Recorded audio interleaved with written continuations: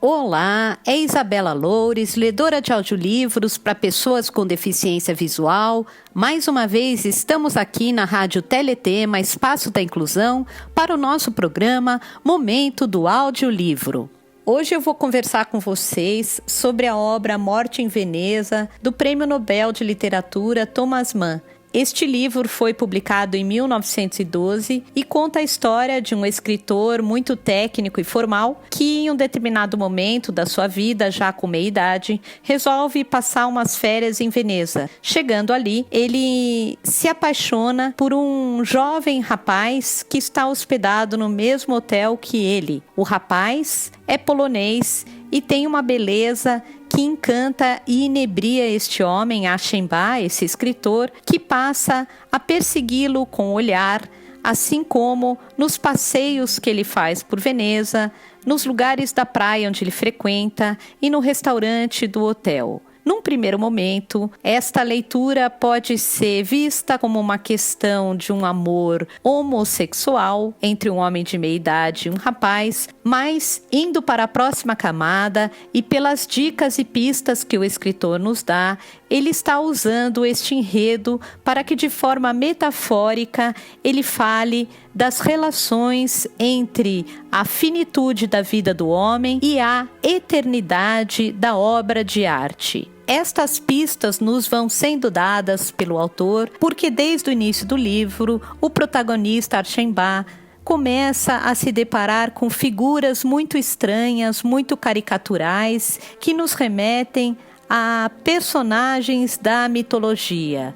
Por exemplo, na sua chegada em Veneza, ele é transportado por um barqueiro que nos remete a Caronte, que era o barqueiro que transportava as almas dos mortos para o Hades. Mais à frente, ele mencionará Fédon, que é um dos grandes e importantes diálogos de Platão, no qual ele tratará das conversas que Sócrates teve com seus amigos nos poucos dias e nas poucas horas antes da sua morte, em que Sócrates defende a imortalidade da alma. Assim sendo, nós fazemos um paralelismo entre a mortalidade, a finitude de um escritor, de um artista, e a imortalidade da sua obra, a beleza eterna e divina da obra de arte, em contraponto ao envelhecimento, à decrepitude e à morte do artista, autor da obra. Sendo assim, nós podemos entender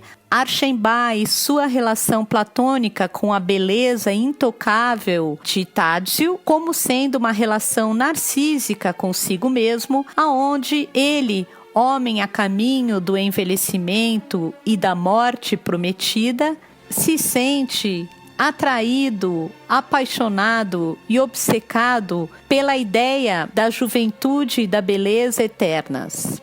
Ali em Veneza está havendo um surto de cólera, fato este que está sendo escondido dos turistas. Achenbach, mesmo sabendo desta peste, resolve ficar para não se afastar de Tádzio.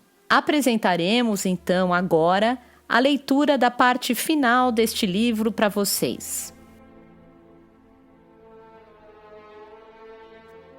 Nessa noite teve um sonho terrível.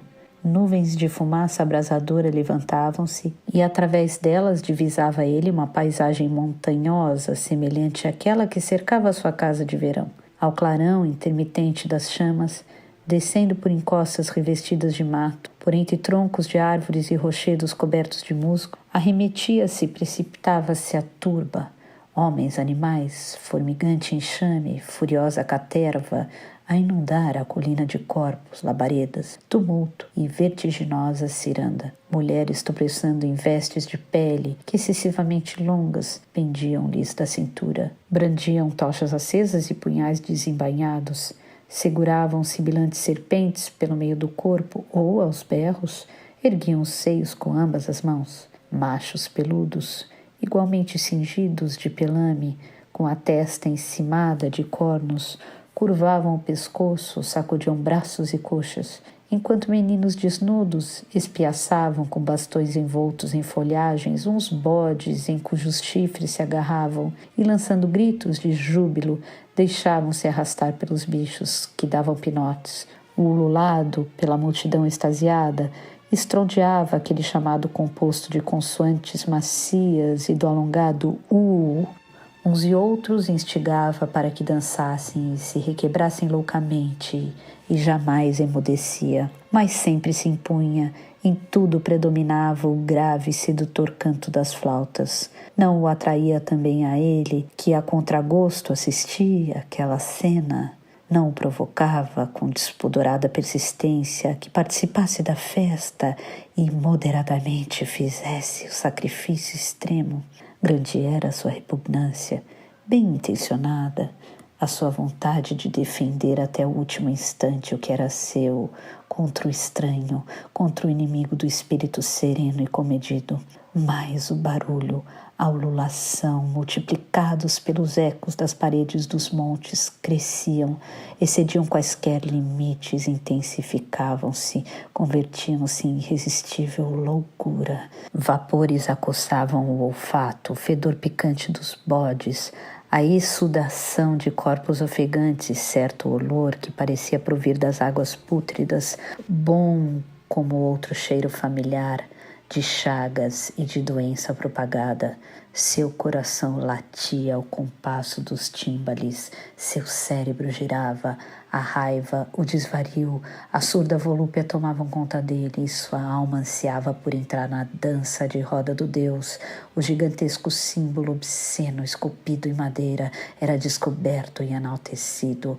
Eis que todos, mais doidos do que nunca, rugiam em coro a senha. Escumando pelos lábios, convulsionavam-se, assanhavam-se mutuamente com libidinosos gestos e lúbricas mãos. Entre gargalhadas e gemidos, cravavam uns aos outros na carne viva os aguilhões pontudos e lambiam o sangue que brotava dos membros. Mas, a seu lado, no meio do tropel, encontrava-se a essa altura aquele que lá sonhava.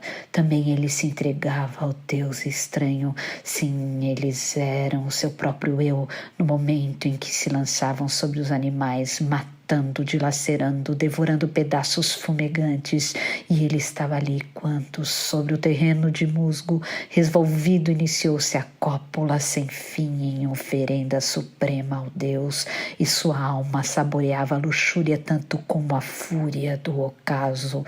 Ao acordar desse sonho, a vítima atormentada sentia-se exausta, moída, à mercê do demônio sem força para resistir. Já não receava os olhares escrutadores dos outros, não se preocupava com o olhar dos outros, caso se tornasse suspeito, não importava. Sobrevinha ainda que eles fugiam, partiam em massa. Na praia, numerosas barracas estavam vazias, a frequência da sala de refeições diminuíra muito, e na cidade só raras vezes se viam forasteiros. A verdade parecia ter transpirado, por tenazmente que os interessados se aferrem. Já não era possível deter o pânico, mas a mulher adornada de pérolas permanecia no lugar com sua família, fosse porque os boatos não chegavam até ela, fosse por ser demasiado orgulhosa e destemida para deixar-se afugentar. Tádzio ficava, e o homem apaixonado tinha às vezes no seu enlevo a impressão de que a debandada e a morte fossem capazes de alijar toda a vida incômoda que o rodeava, para que só ele permanecesse na ilha em companhia do formoso rapazinho. Sim, quando de manhã à beira-mar seu olhar se fixava, grave, irresponsável, irremovível, no almejado objeto, quando ao cair da tarde perseguia-o de modo indecoroso através de ruelas onde circulava, oculta e asquerosa, a morte, parecia-lhe verossímil e monstruoso evento, e nula a lei moral, como qualquer amante desejava agradar. O temor de que tal solução fosse, talvez, impossível, amargurava-o, induzindo-o a acrescentar a seus trajes certos toques de animação juvenil, a usar joias, a perfumar-se, a gastar várias vezes por dia muito tempo com sua toilette, Assim enfeitado, exaltado, nervoso, comparecia às refeições. Em face da doce juventude que o cativara, sentia nojo de seu corpo envelhecido. A visão de seus cabelos grisalhos e de sua fisionomia marcada inspirava-lhe vergonha e desespero. Tudo isso o levava a tonificar-se e a restaurar-se fisicamente, fazendo com que frequentasse amiudamente a barbearia do hotel. Envolvido no penteador, refestelando-se na cadeira, sob as mãos solícitas do tagarela, examinava com olhares aflitos a imagem refletida pelo espelho. Grisalho, disse, crispando a boca. Levemente, respondeu o homem. Afinal de contas, somos tão velhos quanto se sentem o nosso espírito e a nossa alma, e cabelos grisalhos representam, sob certas circunstâncias, uma inverdade mais real do que significaria o menosprezado retoque. O senhor, por exemplo, tem direito à sua cor natural. Permita que lhe restitua o que lhe pertence. Mas como? Perguntou Axemba. Então o profissional eloquente lavou os cabelos do freguês com 2 espécies de loções, uma clara e outra escura, e seus cabelos voltaram a ser negros como nos dias da juventude. Depois de arranjá-los em suaves ondas, deu um passo para trás a fim de examinar a cabeça embelezada. Agora só faltaria refrescar um pouquinho a tez. Insaciável como quem não pode parar, passava de uma manipulação a outra em incessante atividade. Axemba, na sua posição de cômodo descanso, não era capaz de reagir, mas sentia certa excitação esperançosa ao presenciar o que lhe acontecia. Via então no espelho como o arco da sobrancelha se tornava mais decidido e simétrico, ao passo que a forma dos olhos se alongava e seu brilho adquiria maior intensidade devido a um ligérrimo retoque dado às pálpebras. Via como mais abaixo, lá onde houvera a pele padacenta, curtida, desabrochava, graças a algumas pinceladas carinhosas, um delicado carmesim. Os lábios anêmicos, havia pouco, começavam a turgecer, assumindo a cor viva de framboesas. As rugas da boca, das faces, dos olhos sumiam sob a influência de cremes e águas remoçadoras. Com o coração a palpitar, Axemba deparava com um jovem viçoso. Por fim, o maquilador deu-se por satisfeito. Foi apenas uma pequena emenda, afirmou enquanto dava os retoques finais à aparência do freguês. Agora o senhor não precisa ter receios de se apaixonar. E Axemba saiu deslumbrado, feliz como num sonho, mas ao mesmo tempo confuso e temeroso. Alguns dias depois, Gustav von Axemba não se sentiu bem. Por isso, saiu do hotel balneário bastante mais tarde do que em outras manhãs. Teve que lutar contra certos acessos de tontura de origem apenas parcialmente física, que andavam acompanhados de uma violenta angústia, sensação de desesperança e frustração, cuja natureza não se conseguia definir, ficando incerto se ela se referia ao mundo exterior ou à sua própria existência. Ao avistar no saguão grande quantidade de bagagens prontas para serem despachadas, perguntou a um dos porteiros quem partia. A resposta indicou-lhe o nome dos aristocratas poloneses. Axemba acolheu a informação sem que se alterasse a sua fisionomia devastada. Apenas levantou o queixo com aquele gesto rápido que costumamos esboçar displicentemente quando tomamos conhecimento de algo que não carecemos saber. Ele inclinou a cabeça e foi-se em direção ao mar. A praia estava inóspita. Pela vasta e rasa faixa de água que a separava do primeiro dos extensos bancos de areia, corriam de frente para trás arrepios que encrespavam a superfície. Uma atmosfera de outono, de passado, parecia pairar sobre o lugar de veraneio, outrora cheio de vida colorida e a essa altura quase abandonado. Já não cuidavam do asseio da praia. Uma máquina fotográfica aparentemente sem dono erguia-se sobre o seu tripé à beira-mar e um pano preto que a cobria era sacudido pelo vento cada vez mais frio. Tadzio, com os 3 ou 4 companheiros que lhe sobravam, achava-se diante da barraca de sua família à direita de Axemba, o qual, descansando na espreguiçadeira com o cobertor sobre os joelhos, a meio caminho entre o mar e a fileira das cabanas, mais uma vez observava atentamente. Dessa vez, os brinquedos dos rapazes passavam-se sem vigilância das mulheres, que talvez estivessem ocupadas com os preparativos de viagem. Por isso, degeneravam, tornavam-se descomedidos. Aquele jovem robusto, de casaco cinturado e cabeleira preta, untada de brilhantina, ficou zangado por ter recebido na cara um jato de areia que lhe cegava os olhos. Desafiou Tádzio a lutar com ele. Um embate que não demorou muito terminou com a queda do mais belo, porém menos forte. Mas, mesmo depois do triunfo, o vencedor ainda não largava o menino derrotado. Talvez porque nessa hora de despedida, a submissão do companheiro inferior se convertesse em cruel brutalidade. Ajoelhado nas costas de Tádzio, apertava o rosto do amigo na areia por tanto tempo que este, sem fôlego e em virtude da luta, corria perigo de sufocar. Convulsivamente, Tádzio procurava livrar-se do opressor. Por momentos, seus esforços cessavam completamente ou se manifestavam apenas sob a forma de um estremecimento. Horrorizado, Axemba fez menção de se levantar de um pulo quando o Brutamontes finalmente soltou sua vítima. Tádzio, muito pálido, soergueu-se e, escorando-se num braço, conservou-se imóvel durante alguns minutos. Tinha os cabelos revoltos e seu olhar parecia anuviado. Então pôs-se de pé e afastou-se a passo lento. Tádzio prosseguiu descendo a praia obliquamente em direção ao mar.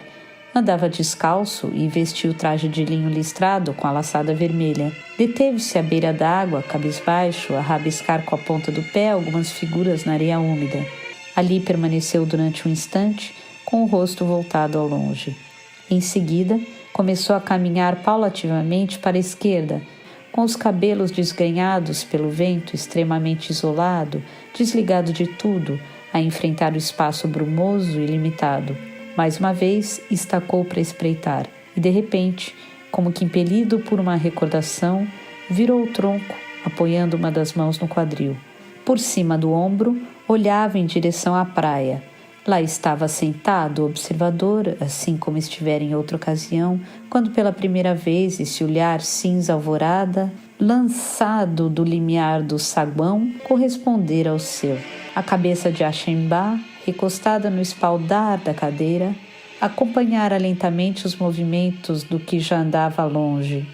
Nesse instante, porém, ergueu-se como para ir ao encontro desse olhar e logo depois abaixou-se sobre o peito, de modo que os olhos espiavam sob as pálpebras, enquanto a fisionomia apresentava expressão laça, ensimismada, de sono profundo.